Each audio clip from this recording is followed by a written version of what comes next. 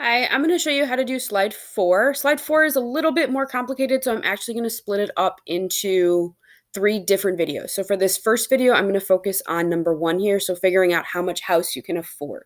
So you're going to click on this link here where it says mortgage calculator and house affordability.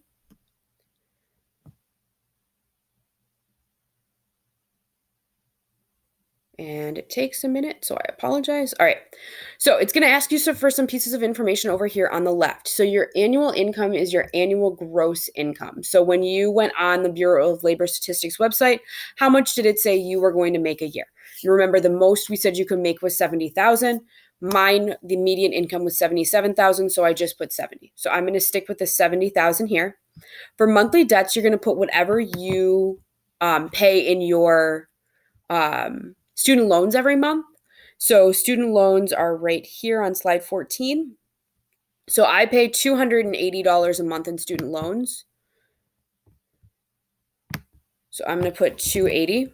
And then for the down payment, so your down payment is the money in that you have in your savings account that you have to write a check for when you go to sign the papers to officially buy your house.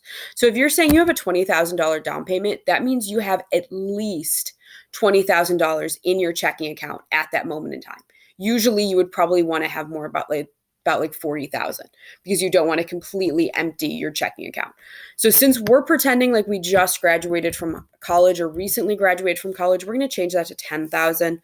That's just a little bit more realistic. I don't know many people who have $20,000 in their checking account soon after they graduated from college. So according to this, the most I can afford to pay on a house is $265,102.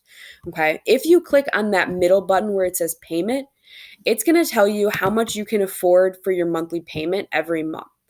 Okay. So just to keep that amount of money fresh in your mind, I'm going to have you actually enter it on slide 16. So here, this is where it said to add the pictures. So I just erased that and put how much I can afford to spend overall and then how much I can afford to spend per month. And I'm going to come back to this number in a minute. So once you have that money, that amount of money in your mind, you can move on to the second part of this slide. So I'm going to end this video so I can explain the second part.